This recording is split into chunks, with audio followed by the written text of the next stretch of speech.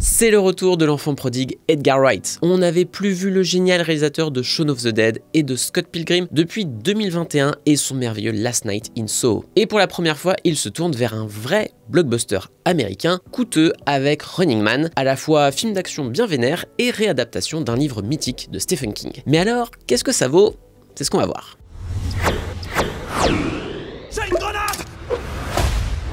Garde-la. Bonjour à tous, c'est Antoine et aujourd'hui Edgar Wright is back baby avec Running Man. C'est moins un remake du film bien kitsch avec Arnold Schwarzenegger et son chanteur d'opéra habillé avec des LED qu'une réadaptation du roman d'anticipation de Stephen King. Un roman qui amorçait à sa manière, et ce dès 1982, pas mal des thèmes des dystopies young adult où les médias aident à maintenir une société profondément inégalitaire au travers de jeux de gladiateurs modernes. Dans Running Man, on suit Ben Richards qui vient de perdre son emploi et qui essaie de subsister comme il peut avec sa femme et son enfant malade. Faute de mieux, il accepte de postuler au jeu télévisé d'une corporation surpuissante sans savoir qu'il va se retrouver sélectionné dans son jeu le plus meurtrier, The Running Man. Le principe, survivre pendant 30 jours dans la partie de cache-cache ultime avec des tueurs professionnels aux trousses, mais s'il gagne, il gagne $1 milliard.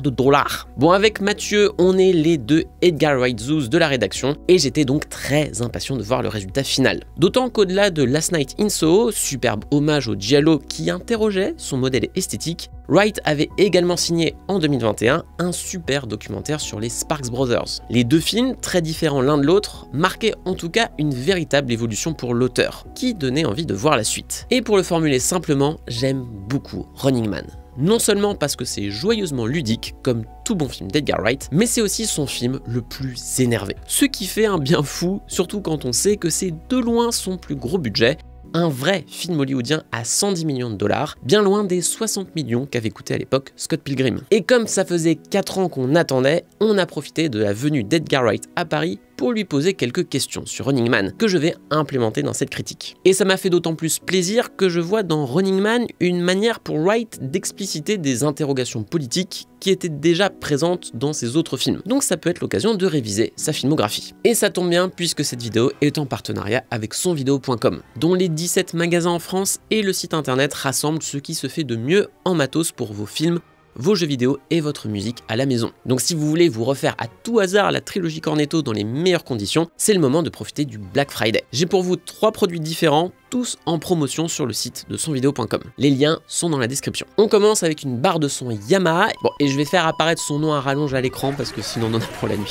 Avec 50% de promotion, ça la fait à 299 € au lieu de 599 €. Là, vous avez du beau milieu de gamme au prix d'une entrée de gamme, ce qui est vraiment cool. C'est compatible Dolby Atmos pour une bonne spatialisation du son et ses capacités sans fil vous permettent même d'y greffer d'autres enceintes pour un home cinéma complet. Côté vidéoprojecteur, on a le Gimmy Horizon Pro 4K, déjà un bon point pour le nom prononçable, qui passe de 1290 € à 699 €, ce qui est vraiment pas mal pour ce niveau de qualité. Là, ça peut afficher sur une surface de plus de 7 mètres votre image si vous ne vivez pas comme moi sur Paris. Et le tout est compatible avec vos programmes en Ultra HD 4K. Et enfin, si vous voulez une télé très haut de gamme, j'ai pour vous cette Samsung à 2790 € au lieu de 3790 €. Alors je sais, c'est un coût, mais c'est aussi l'une des télés les mieux notées par les professionnels et on parle tout de même de 196 cm, ce qui en fait une très belle bête pour une dalle OLED. Ce qui reste, je le rappelle assez souvent, la meilleure technologie actuelle pour un contraste parfait des couleurs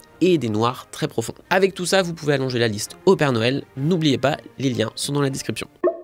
Pour commencer, je pense qu'il est important de préciser que Running Man n'est pas, à proprement parler, une commande. Certes, Paramount voulait réadapter le livre de Stephen King et l'a proposé à Edgar Wright, mais c'est un truc dont il rêve en fait depuis longtemps, et pour lequel il avait une idée très claire de ce qu'il voulait faire dès qu'il a fallu le pitcher. I had read the book when I was a teenager, and I had read the book before I had seen the previous adaptation. So while I enjoyed that film, I was well aware that it was radically different to the book. And so I think it always stuck in my head that there was a whole new movie to be made out of that material. Parce que pour rappel, le film de 1987 réduisait l'unité de temps et surtout l'unité de lieu à une poignée de districts dans lesquels Schwarzenegger naviguait à la manière d'un jeu vidéo rempli de niveaux et de boss. Running Man version 2025 retrouve la sève du roman et fait de tout le territoire américain cette arène à ciel ouvert et renforce dans ses premières séquences le sentiment de paranoïa qui s'empare de son personnage malgré l'espace infini à sa disposition. N'importe qui peut le repérer et le dénoncer,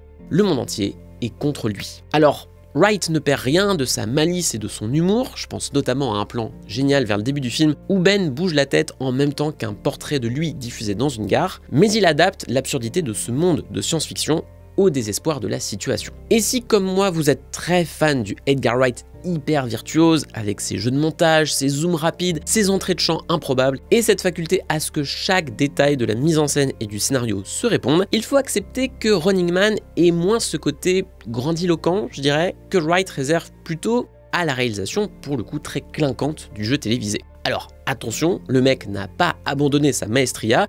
Il y a des scènes d'action très belles et stylisées, et il y a toujours des gestes ou des points de raccord qui dépendent au hasard du tempo d'une chanson. La frénésie du récit est en soi parfaite pour un cinéaste qui voit le rythme de ses scènes de manière aussi fluide. Mais il y a quelque chose de cassé, de volontairement plus rêche, en particulier dans la gestion de la violence, qui va moins chercher du côté de Michael Bay ou de Jackie Chan, comme les autres films d'Edgar Wright. D'aucuns pourront y voir une régression. Perso, j'y vois plutôt une manière de créer un contraste pertinent avec le spectaculaire ampoulé recherché par l'émission The Running Man. La maîtrise de la caméra revient d'ailleurs au fur et à mesure, déjà quand Ben semble plus en possession de ses moyens et qu'il essaie surtout de retourner contre elle l'obscénité du jeu. Personnellement, ça me fait plaisir de voir Edgar Wright mûrir, au-delà des gimmicks qui ont fait sa renommée et que d'autres ont pillé depuis jusqu'à les vider de leur substance. Ça prouve qu'il est plus que ça, et il est plutôt d'accord avec l'idée. I think some of it's inherent in the source material, but also there's a thing where you don't want to just kind of impose your style on something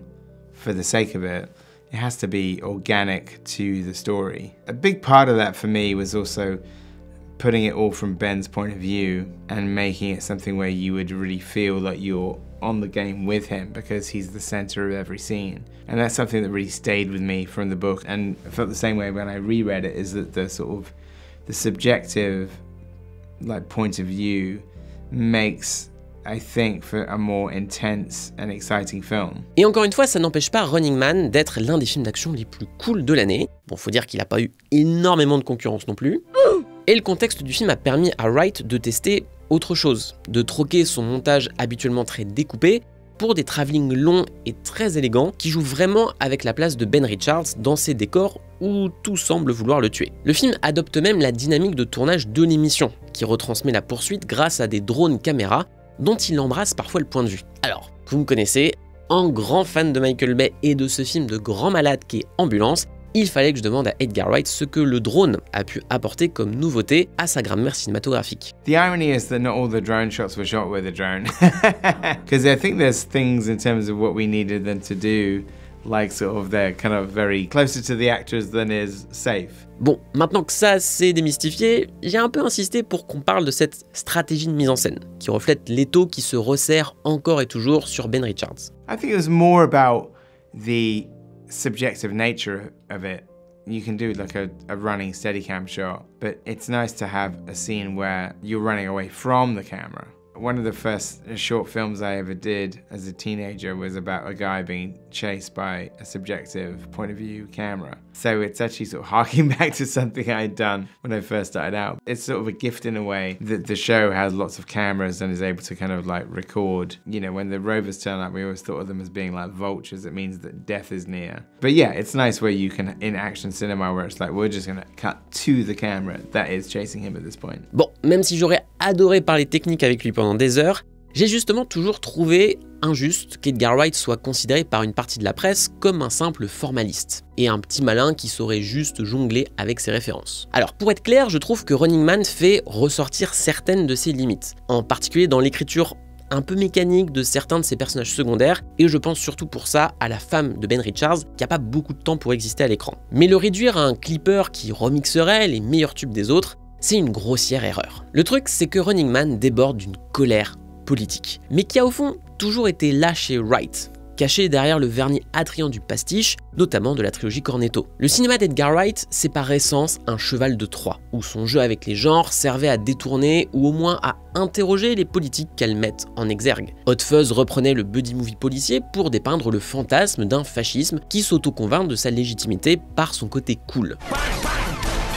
Et le dernier pub avant la fin du monde prenait le Body Snatcher pour questionner la facilité avec laquelle on peut tous renoncer à notre liberté pour entrer dans le rang. Mais surtout, souvenez-vous de la conclusion de Shaun of the Dead, qui nous révélait par la télévision, justement, que la menace endiguée des zombies était déjà transformée en un rien de temps en spectacle de télé-réalité. Ce que Wright mettait en scène dans Shaun of the Dead, c'était l'instrumentalisation inévitable des malheurs sociétaux. Et Running Man l'explicite encore plus. Les gens de la même classe sociale en viennent à être antagonisés entre eux parce que leur situation sert à être dramatisée, tandis que les puissants gardent leurs privilèges. Et de ce côté-là, Ben Richards est bien perçu par ses contradictions, celle d'un mec anti-système, mais qui ne peut exprimer son mécontentement qu'en jouant le jeu de ce même système. Il est en colère, et il a bien raison de l'être, mais sa totale misanthropie est clairement nourrie par le message qu'a réussi à imposer cette corporation maléfique. L'enfer, c'est les autres, et surtout ceux qui partagent votre rang, qui voudront tout faire pour s'élever socialement face à ce désespoir généralisé. Ne regardez pas trop haut vers ceux qui tirent les ficelles, parce qu'il ne faudrait surtout pas s'allier contre le véritable ennemi. En soi, Ben n'est pas meilleur que les autres, mais son rejet viscéral de l'injustice l'amène à retourner cette colère contre ceux qui voudraient la manipuler, la marchandiser. Et c'est là que Running Man dévoile sa carte maîtresse, Glen Powell. Alors, au-delà du fait que c'est le seul acteur qui me fait douter de mon hétérosexualité, c'est vraiment super que Wright l'utilise à ce point à contre-emploi dans un blockbuster de ce type. Parce que, ok, Glen Powell, il a montré toute l'étendue de son talent chez Richard Linklater, alors par pitié, regardez Everybody Wants Some et Hitman, vous ne le regretterez pas. Mais il nous a maintenant habitués à être le beau gosse un peu crâneur, mais ô combien charmant, que ce soit dans Top Gun Maverick, Tout Sauf Toi ou encore Twisters. Mais dans Running Man, il ressort de ce genre idéal une rage bestiale. Quelque chose d'hyper primaire, comme si chaque fibre de son corps faisait ressortir une colère à l'opposé de son sens habituel du contrôle. Ou pour le formuler d'une autre manière, c'est lui le cheval de Troie de Running Man. Il y a en effet des ruptures de ton assez étonnantes dans le film, qui gardent le côté ludique et amusant d'Edgar Wright, tout en accentuant progressivement quelque chose de nihiliste. Wright garde toujours en ligne de mire la noirceur désespérée du livre de Stephen King, emporté dans la frénésie de cette course-poursuite permanente. Alors, à mon grand désarroi, l'exercice du junket press et ses nombreuses interviews courtes qui s'enchaînent ne permettent pas vraiment d'aller en profondeur comme on le voudrait avec des artistes, encore plus pour un film de studio où ces mêmes artistes ont eu du media training hyper intensif. J'ai bien senti qu'il fallait pas trop que je pousse Edgar Wright à causer politique. Ce qu'honnêtement, je peux comprendre de son point de vue, puisque Running Man est distribué par Paramount, qui s'est fusionné en août dernier avec Skydance grâce à la richissime famille des Edison, des milliardaires qui ont clairement envie d'amener le studio vers des productions dédiées à l'Amérique bien patriote et MAGA-friendly. C'est pour ça notamment que l'adaptation de Call of Duty est devenue une priorité par exemple. Variety a détaillé tout ça en profondeur dans un article assez édifiant que je mettrai en description. Donc forcément c'est compliqué pour un auteur qui vient de peaufiner son film dans ce contexte, de parler du fait que le dit film prône un appel clair à l'insurrection. Ce qui, dans le statu quo très gonflant des blockbusters actuels, fait déjà figure d'anomalie hyper réjouissante. Mais justement, Running Man parle aussi de la responsabilité des médias dans la droitification de nos divertissements et leur obligation de soutenir une politique néolibérale toujours plus carnassière. Et même s'il n'avait pas trop envie d'en parler, je voulais essayer de voir ce qu'Edgar Wright avait à en dire. It's important to support independent media, that's why you should subscribe to Écran Large for their honest reviews and analysis of cinema news. With a subscription, it gives you access to a lot of exclusive content. And I don't say that just because they like all my films. Bisous bisous. Bon, plus sérieusement, malgré cette ferveur dans le fait de tout faire péter, il y a autre chose de plus désenchanté dans Running Man. En fait, en le voyant, j'ai pas arrêté de penser à Last Night in Soho, dans lequel son personnage principal était propulsé dans le Londres des années 60 pour finalement se rendre compte que sa vision fantasmatique de l'époque était loin d'être aussi parfaite. Avec ce film-là, Edgar Wright mettait en garde contre les dangers de la nostalgie et les biais du « c'était mieux avant ». Avec Running Man, il réadapte un livre des années 80, et lui ajoute pas mal de symboles esthétiques qui convoquent les mouvements punk et hip-hop de la fin du siècle dernier, tout en observant que c'est toujours la même merde. Le film joue avec une imagerie fantasmée de la Révolution, tout en montrant que rien n'a changé. Et au fond, c'est la question passionnante qui me semble émerger du film. Là où la trilogie Cornetto essayait de trouver un équilibre sociétal au travers des concessions de ses personnages, est-ce que le cinéma d'Edgar Wright n'est pas un cinéma de l'impasse? Un cinéma sur la stagnation des idéologies. Vous avez 4 heures. Voilà, c'est ça l'esprit.